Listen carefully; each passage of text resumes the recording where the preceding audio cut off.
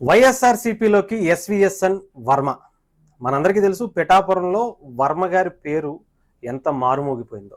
ఆయనకి గతంలో ఎమ్మెల్యేగా కన్నా, టీడీపీ నాయకుడిగా కన్నా, పిఠాపురం తెలుగుదేశం పార్టీ ఇన్ఛార్జిగా కన్నా పవన్ కళ్యాణ్ గారి గెలుపులో ఆయన పాత్ర ఉంది అని చెప్పుకుంటూ వస్తున్నటువంటి విషయం అందరికీ తెలిసిందే.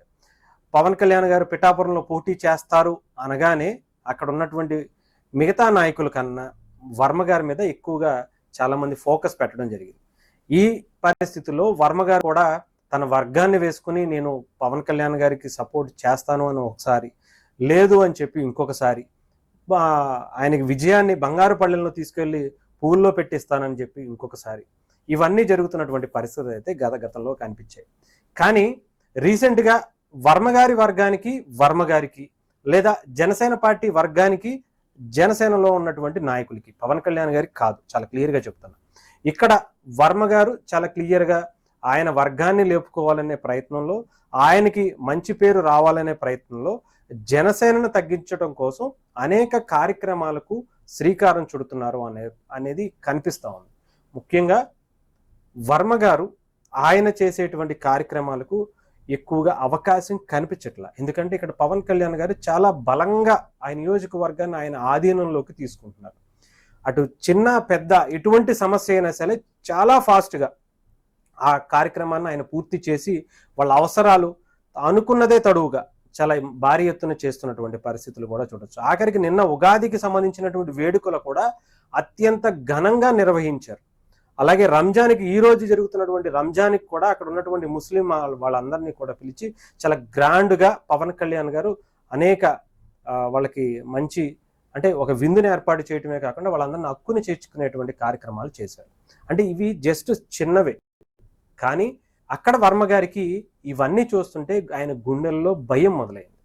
ఇక్కడ పవన్ కళ్యాణ్ గారు స్థిరపడిపోతున్నారు, ఇక్కడ ఆయన గెలిచేశారు, ఆయన ఇంకా ఇక్కడ నుంచి మనం ఏమీ చేయలేం, కానీ తన మీద సింపతి క్రియేట్ చేసుకోవాలి, తన మీద ఏదో ఒక విధంగా మళ్ళీ ఎమ్మెల్సీనో లేదా ఇంకొక విధంగానో సంపాదించుకోవాలనే ప్రయత్నం, తద్వారా అటు దీన్ని చేయాలి అంటే అటు జనసేనను తగ్గించాలనే ప్రయత్నంలోనే వర్మ గారి వర్గం చాలా బలంగా ఫోకస్ చేసినట్టుగా కనిపిస్తుంది.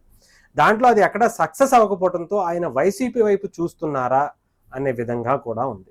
నిజంగానే మరి వర్మ గారు వైసీపీకి వెళితే ఆయనకి ఇదే తరహా ఆదరణ అక్కడ కూడా ఉంటుందా అంటే ప్రశ్నార్థకం అనే చెప్పాలి. ఇప్పటికే వైఎస్ఆర్సీపీ పరిస్థితి రాష్ట్రం మొత్తం మీద కూడా ఎక్కడా కూడా అనుకూలంగా లేదు అనేది వాస్తవం అని కూడా అనుకోవచ్చు. ఎందుకంటే జగన్మోహన్ రెడ్డి గారి వ్యవహార శైలి నచ్చక చాలా మంది ఆయన సన్నిహితులు, ఆయన కుటుంబ సభ్యులే బయటకు వస్తూ ఉంటే ఇక వర్మ గారు లాంటి వాళ్ళు పరిస్థితి లోపలికి వెళితే ఎవరు వాళ్ళకి ప్రాధాన్యత ఇస్తారు? ఇకపోతే ఇప్పటికే వైఎస్ఆర్సీపీకి సంబంధించినటువంటి పిఠాపురం నాయకుల్లో ఎంతో మంది, అటు వంగగీత గారు మాత్రమే ఆ పార్టీలో ఉన్నారు అనే పేరే తప్ప ఆమె కూడా యాక్టివ్గా లేనటువంటి పరిస్థితి. గతంలో ఎమ్మెల్యేగా 2019 నుంచి 24 వరకు ఉన్నటువంటి పెండెం దొరబాబు గారు కూడా జనసేన పార్టీ తీర్థం పుచ్చుకున్నటువంటి పరిస్థితి కూడా కనిపిస్తూ ఉంది. అనేక మంది, ఆల్మోస్ట్ 90% వైఎస్ఆర్సీపీ పార్టీలో ఉన్నటువంటి నాయకులు, కేడర్ అంతా కూడా పవన్ కళ్యాణ్ గారికి జై కొట్టిన మాట వాస్తవం అనే తెలుసుకోవాలి. మరి అలాంటిది వర్మ గారు తన వర్గాన్ని వేసుకుని వైఎస్ఆర్సీపీలోకి వెళితే ఆయనకి ఎలాంటి ప్రాధాన్యత ఇస్తారని ఆయన అనుకుంటారు? సో డెఫినెట్గా ఇక్కడ వర్మ గారు వెళతారు అనేది అయితే వాస్తవం లేదనే అనుకోవాలి. కానీ అది టీడీపీని బెదిరించడానికో, లేదంటే జనసేనను బెదిరించడానికో, లేదంటే తనకు అన్యాయం జరిగిపోయింది అని పవన్ కళ్యాణ్ గారి మీద నింద వేయటానికో మాత్రమే ఉపయోగపడుతుంది తప్ప వర్మ గారి ఎదుగుదలకు మాత్రం వైఎస్ఆర్సీపీ ఎటువంటి ఉపయోగం ఉండదనేది మాత్రం వాస్తవంగానే మనం చూడాలి. ఇకపోతే వర్మ గారు టీడీపీలోనే ఉంటూ పవన్ కళ్యాణ్ గారిని, జనసేన పార్టీని ఏదో ఒక విధంగా తప్పుడు ఆరోపణలు చేయటంలోనో లేదా ఇంకొకటి చేయటంతోనో వాళ్ళ ప్రతిష్టను తగ్గించే విధంగానే ఉండేటువంటి ప్రయత్నాలు ఎక్కువగానే చేస్తున్నారు. ఆ ఉద్దేశంతోనే టీడీపీ కూడా మిగతా చాలా మందికి ఎమ్మెల్సీలు ఇచ్చినా కూడా ఇచ్చినటువంటి హామీని కూడా ఎందుకు వెనక్కు తగ్గింది అనేది చాలా మందికి అర్థం చేసుకోవాల్సినటువంటి పరిస్థితి ఉంది. ఎందుకంటే వర్మ గారు జనసేన పార్టీ అధినేత పవన్ కళ్యాణ్ గారి గెలుపులో ఆయన ఏమాత్రం ప్రభావం చూపించలేకపోయారు, ఆయన సరిగా ప్రచారం చేయలేదు అని ఒక నిర్ధారణకు వచ్చినటువంటి పరిస్థితుల్లోనే ఆయనకి ఎమ్మెల్సీ పదవి ఇవ్వలేదని మాత్రమే అనుకోవాలి. ఇకపోతే నాగబాబు గారికి వచ్చినటువంటి ఎమ్మెల్సీలో కూడా వర్మ గారు త్యాగం వల్లే నాగబాబు గారు కూడా ఎమ్మెల్సీ అయ్యారు, రేపొద్దున మంత్రి అవుతారు అనేది చాలా మంది అక్కడ సృష్టిస్తున్నటువంటి మాటలు. అసలు వర్మ గారికి ఎమ్మెల్సీ ఇవ్వటానికి జనసేన ఎవరు, నాగబాబు గారు ఎవరు, పవన్ కళ్యాణ్ గారు ఎవరు? ఆయన ఏ పార్టీలో ఉన్నారు? ఆయన టీడీపీ పార్టీకి సంబంధించినటువంటి వ్యక్తి. టీడీపీ పార్టీకి సంబంధించినటువంటి అధిష్టానం ఆయనకి ఎమ్మెల్సీ ఇవ్వాల్సి ఉంటుంది. కానీ పవన్ కళ్యాణ్ గారికి గతంలోనే ఆయన కుదుర్చుకున్నటువంటి ఒప్పందం ప్రకారం 21 సీట్లు తీసుకున్నారు, 2 ఎంపీలు తీసుకున్నారు, అలాగే 2 ఎమ్మెల్సీలు కూడా ఇస్తానని ఎలక్షన్స్కి ముందే ఇచ్చినటువంటి హామీలో భాగంగానే నాగబాబు గారికి కూడా ఆయన ఎంపీగా పోటీ చేయవలసి ఉంది కాబట్టి ఆ ఎంపీ స్థానానికి బదులుగా ఎమ్మెల్సీ ఇస్తాను అని చెప్పారు. అది మళ్ళీ నాగబాబు గారికి రావటం మాత్రమే జరిగింది తప్ప అది వర్మ గారు ఇవ్వటం వల్లే వచ్చింది అనేది మాత్రం ఎటువంటి నిజం లేదనేది మాట మాత్రం వాస్తవంగానే సృష్టించాలి.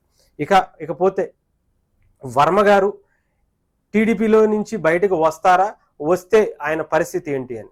ఇకపోతే ఆయన 2019లో కూడా ఆయన గెలవలేనటువంటి పరిస్థితి, ఆయన చరిష్మాతో ఆయన విజయాన్ని దక్కించుకోలేనటువంటి పరిస్థితి. ఆయన ఇండిపెండెంట్ గా పోటీ చేసినప్పుడు అక్కడ ఉన్నటువంటి పరిస్థితులు మనం చూస్తే వర్మ గారి కన్నా బలమైన నాయకుడు అక్కడ ఎవరో లేకపోవటం వల్ల కలిసి వచ్చినటువంటి కాలానికి ఆయన ఎమ్మెల్యేగా 2014లో ఆయన అయినటువంటి పరిస్థితి. 2009లో మళ్ళీ చూసుకుంటే పిఆర్పి టైంలో ఆయన ఎక్కడా కూడా పోటీ ఇవ్వలేనటువంటి పరిస్థితి ఆయన బలంతో.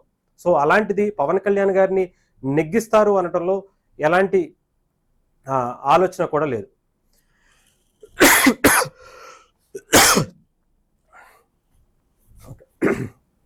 సో వర్మ గారికి సంబంధించి ఆయన ఏ పార్టీలో ఉన్నా కూడా టీడీపీ పార్టీలో ఉంటే కాస్తో కోస్తో గౌరవం అయితే ఉంటుందని అనుకోవాలి. ఎందుకంటే రేపు రాబోయేటువంటి ఇక్కడ ఎలక్షన్స్లో అసెంబ్లీ సీట్లు కనుక పెరిగితే వర్మ గారికి డెఫినెట్గా మంచి అవకాశం ఉంటుంది.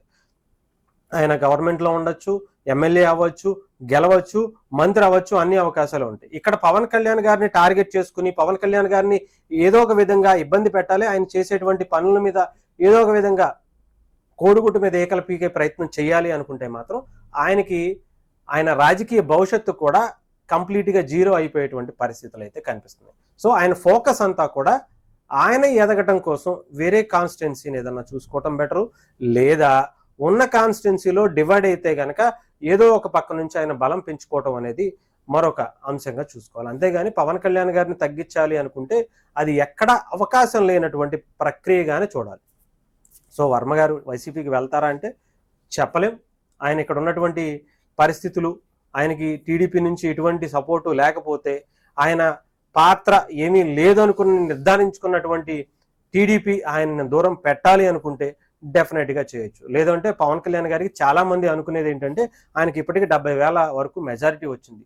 వర్మ గారు నిజంగానే సపోర్టు చేసి ఉంటే 1,00,000కు పైగానే మెజారిటీ వచ్చేది అనేది చాలా మంది అనుకుంటున్నటువంటి మాట.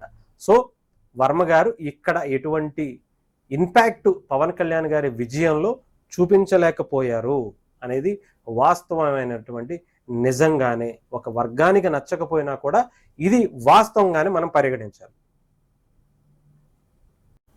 మైక్ మీద ఆపేశారన్నా.